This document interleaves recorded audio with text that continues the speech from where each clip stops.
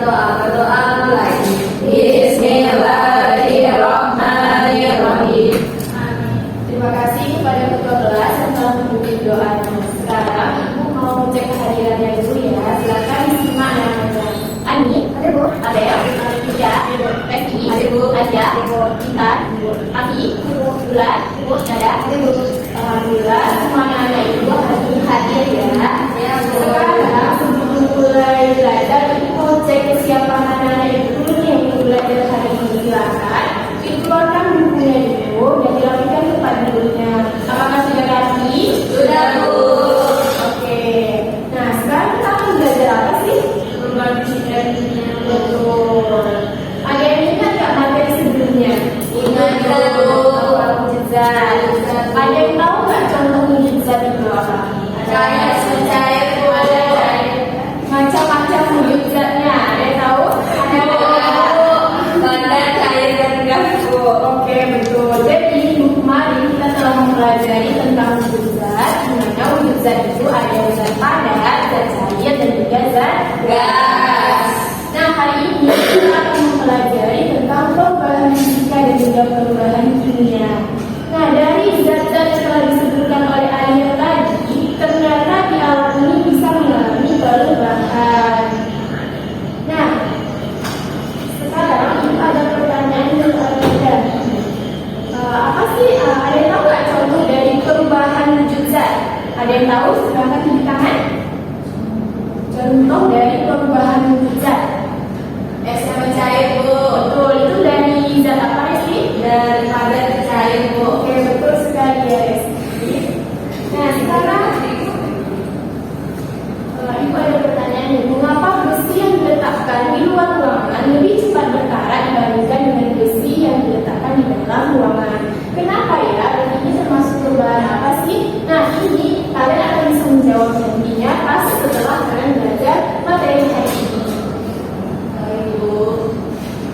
Adapun tujuan pembelajaran kita hari ini yaitu ada tiga. Yang pertama, peserta didik dapat membedakan antara perubahan fisika dan juga kimia dengan tepat. Yang kedua, peserta didik dapat mengidentifikasi perubahan fisika dan juga perubahan kimia pada benda dengan tepat. Dengan tujuan pembelajaran kita yang ketiga yaitu peserta didik dapat menganalisis perubahan fisika dan juga perubahan kimia dalam kehidupan sehari-hari dengan benar.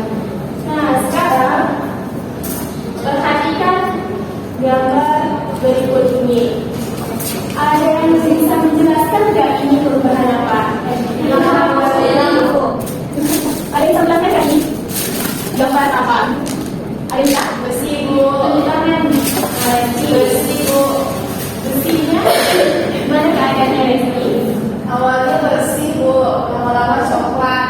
Oke, ini keadaan besi dalam keadaan normal. Dan ini keadaan besi yang berkarat. Sekarang silahkan simak video berikutnya ya. Nah, ini merupakan ini namanya ya. Dan ini merupakan apel yang didapat lama-lama menjadi busuk. Ini ada roti yang berjamur. Selanjutnya ini ada orang yang telah membakar kertas dan berubah menjadi buku. Ada juga pagar yang telah berkarat. Nah, ini merupakan gambar apel yang dibiarkan dalam kelamaan menjadi busuk. Ya, terlalu lama diletakkan di luar ruangan sehingga hari 20 sampai hari selanjutnya dia mengalami pembusukan atau berubah warna. Nah, ini ada kegiatan orang yang lagi apa nih? Masak nasi. Masak nasi itu awalnya jadi apa? Dari apa? Dari beras, Bu. Jadi Nasi. Nah, itu jadi bibit. Bibitnya lama-lama menjadi Cair. Nah, tadi dari video yang telah kalian amati tadi ada juga yang terjadi perubahan warna kan, perubahan wujud dan juga perubahan zat penyusunnya. Nah, sekarang ibu akan membagi anda menjadi dua kelompok. Yang sebelah kanan itu kelompok 1 dan sebelah kiri itu kelompok 2. Ibu akan membagikan LKPD. Silakan jawabannya didiskusikan di dalam kelompok. Baik, Ibu.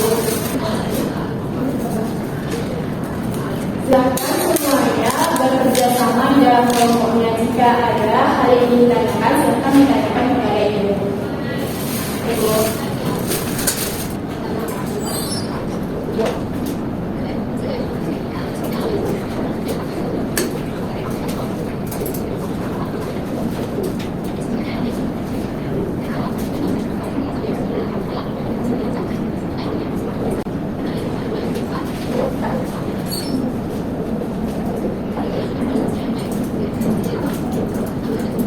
Apakah sudah siap? Sudah, Bu. Sudah, Bu. Oke, ya. Semuanya telah selesai menggunakan KPD-nya. Sekarang kita masuk ke sesi presentasi. Kira-kira kelompok mana yang mau mempresentasikan hasilnya? Saya, Bu. Silakan pada perwakilan kelompok 1. Baik, saya perwakilan dari kelompok 1 akan presentasikan gambar yang kami buat. Untuk gambar pertama, pada gambar potongan kertas terjadi perubahan fisika karena adanya perubahan ukuran. Terus ada asalnya dari kertas menjadi kertas yang lebih kecil dan berpotong. Selanjutnya yang kedua, yaitu gambar kertas yang dibakar itu termasuk perubahan kimia karena menghasilkan zat baru. Zat mana zat aslinya itu kertas menghasilkan menjadi abu. Yang gambar ketiga yaitu gambar kursi telah terjadi perubahan fisika karena adanya perubahan telah terjadi perubahan bentuk dari zat asal dari kayu menjadi kursi. Selanjutnya gambar es krim telah terjadi perubahan fisika karena adanya perubahan wujud daripada menjadi cair. Selanjutnya kelima yaitu besi telah terjadi perubahan kimia karena adanya ketambahan zat baru pada besi tersebut, di mana zat asalnya dari besi yang lama menjadi besi yang berkarat. Selanjutnya yaitu gambar tapai telah terjadi perubahan kimia karena adanya tambahan zat baru dari zat asal singkong menjadi tape. Selanjutnya lilin telah terjadi perubahan kimia karena menghasilkan zat baru, di mana sumber lilin tersebut yang dibakar akan menghasilkan zat baru, di mana zat asalnya yaitu dari sumber yang awalnya ada menjadi sumbernya habis. Terus perbedaan perubahan fisika dan kimia yaitu kalau perubahan fisika terjadi perubahan wujud, sedangkan perubahan kimia terjadi perubahan warna. Terus kalau perubahan fisika tidak menghasilkan zat baru, sedangkan perubahan kimia menghasilkan zat baru. Mungkin sekian. Tepuk tangan untuk Resi. Apakah ada perbedaan dengan yang disampaikan oleh kelompok 1? Ya, silakan kepada dua. Ada, Bu, di gambar yang ini itu terjadi perubahan fisika dan alasannya karena perubahan wujud. Asal usulnya itu lilin yang terjadi melewet. Oke, jadi betul ya dikatakan oleh kelompok 1 dan kelompok 2 tadi, lilin itu mengalami dua perubahan sekaligus, yaitu perubahan fisika dan juga perubahan kimia. Perubahan fisikanya itu terjadi pada lilinnya itu, lilin yang mencair itu termasuk perubahan fisika. Sedangkan perubahan kimianya itu pada bagian sumbunya itu, sumbu yang dibakar itu termasuk perubahan kimia. Nah, sekarang silakan kumpulkan KPD-nya.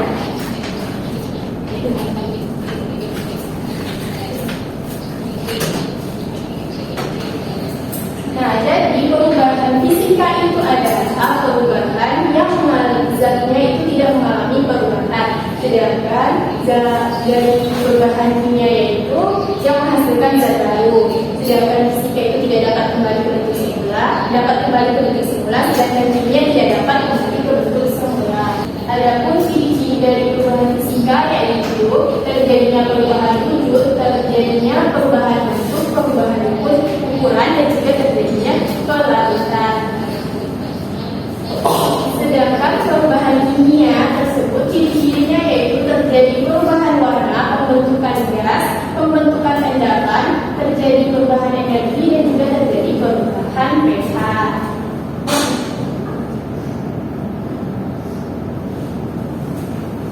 Nah, sekarang siapa sih yang bisa menyimpulkan pembelajaran kita pada hari ini? Silakan. Jadi perubahan zat itu ada dua, perubahan fisika dan perubahan kimia. Kalau perubahan fisika itu bisa balik ke bentuk semula, dan perubahan kimia tidak bisa balik ke bentuk semula. Contoh perubahannya itu jenis yang meleleh, itu untuk ada perubahan fisika dan juga perubahan kimia di dalamnya. Oke, betul sekali Ada. Tepuk tangan untuk Ada. Nah, dari yang telah kita pelajari hari ini, kalian bisa menjawabkan pertanyaan yang awal tadi Ibu sampaikan, kenapa besi itu bisa berkarat di dua ruangan, dan dia termasuk perubahan kimia. Sekarang Ibu ada kuis. Kuisnya ini, siapa yang tahu jawabannya? Silakan angkat tangan. Oke, Ibu. Pertanyaan yang pertama, perubahan yang tidak menghasilkan zat baru merupakan perubahan. Ya, silakan ya. Oke, apakah ya? Sama-sama. Kita cek jawabannya ya. Yeay, betul ya. Itu bahan fisika. Pertanyaan yang kedua, siap-siap ya.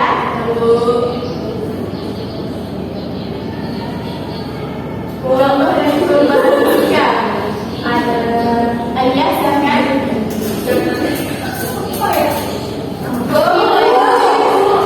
Jadi F, Bu.